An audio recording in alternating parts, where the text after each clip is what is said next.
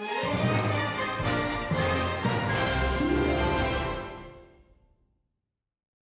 वही हुआ जो पाकिस्तान के अंदर होता है। सादिक हसन जिलानी सेनेट चेयरमैन के तौर पर सरवाइव कर गए।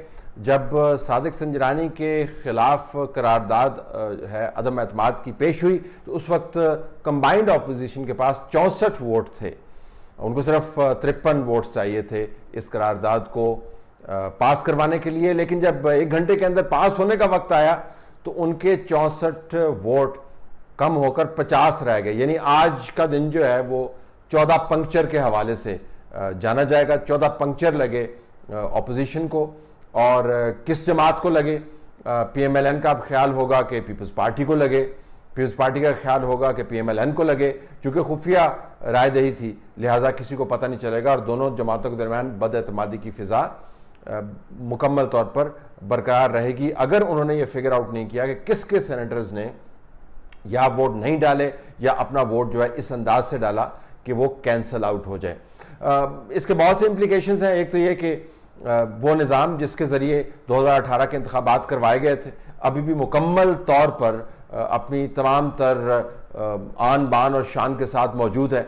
जिस तरीके से 2018 के इंतखाबात का नताइज सामने आए, वैसे ही आज संजरानी साहब के को अदम एतमाद की तहरीक से बचाने के लिए जो है वो सिस्टम ने काम किया और उनको बचा लिया। अब इस सेनेट के अंदर संजरानी साहब बतौर चेयरमैन मौजूद रहेंगे और अपोजिशन जमातें जो हैं वो खिफ़त से पहले मुंह छुपाएंगी और उसके बाद फिर वो बदला उतारने के लिए सेनेट को मुकम्मल तौर पर लंगड़ा लूला करने की कोशिश करेंगी। लेकिन उस धचके से वो नहीं बच पाएंगे जो आज उनको मिला। हमें इससे ये भी पता चलता है कि तवील मुद्दत प्लानिंग है। कल जब मैंने आपको बताया कि 10 साल की प्लानिंग हो रही है पाकिस्तान के अंदर, तो बाज़ दोस्तों ने उसको रीट्वीट किया। बाज़ का ख्याल था जी कि आपने बहुत सारे फैक्टर्स जो हैं वो अपने जहन में नहीं रखे, हालात तब्दील हो जाएंगे। देखें संजरानी साहब का जो इंतखाब है वो किस तरीके से होता है, जब वो हट जाएंगे तो फिर हालात तब्दील हो सकते हैं। आज जब वोटिंग हो रही थी तो तब मैंने PMLN के एक बड़े मोतबर बंदे को टेक्स्ट किया। मैंने कहा जी क्या ख्याल है सेनेट के बारे में आपका? उन्होंने कहा जी ज़बरदस्त, माशाल्लाह, वी आर वेरी होपफुल। जब नतीजा आया तो उसके बाद उन्होंने जो आंखें फटी हुई इमोजी होती है वो उन्होंने लगाई हुई थी कि जी क्या हुआ हमारे साथ। पीपल्स पार्टी वालों से भी मैंने यही पूछा तो उन्होंने भी कहा ज़बरदस्त, हमारा सब कुछ अंडर कंट्रोल है। और फिर जब नतीजा सामने आया तो वो भी इतने ही परेशान थे। अवामी नेशनल पार्टी जिसकी तरफ से बयान दिया गया था कि ये सब कुछ तब्दील होने वाला है, उसके रहनुमाओं के भी तासुरात ऐसे ही थे। जाहिर है जिन लोगों ने ये निज़ाम बनाया है, आपका क्या ख्याल है कि वो सेनेट में चेयरमैन आपको अपना लाने देंगे? आपका क्या ख्याल है कि 2018 के इंतखाबात जो है वैसे ही हो गए, ये मुकदमात जो है वैसे ही बन गए? ये जो तमाम तहरीक चली हुई है कि हमने किसी ना किसी सूरत में निज़ाम को बचाना है और उसको 10 साल की बुनियादों पर कायम रखना है, ये वैसे ही चल रहा है? ये एक मुकम्मल निज़ाम है, इसके तहफ़्फ़ुज़ के ऊपर पाकिस्तान की बेहतरीन क़ुव्वतें मौजूद हैं। लेकिन सबसे ज़्यादा जो मुझे इंटरेस्टिंग लगा और थोड़ा सा अफसोस भी हुआ, लेकिन फरदौस आशिक अवान साहिबा की किस किस बात पर आप अफसोस करेंगे या नुमाइंदगान की किन किन बातों पर अफसोस करेंगे? जब खुश हुई और उन्होंने बताया कि किस तरीके से पाकिस्तान कायद-ए-आज़म का पाकिस्तान हमने बचा लिया है, तो साथ उन्होंने ये भी कहा कि ये लोग जो हैं जो जेल में बैठे हुए हैं ये ऐसे लोगों को सेनेट पर हावी करना चाहते थे जो पाकिस्तान का झंडा नहीं लगाते और पाकिस्तान दुश्मन है।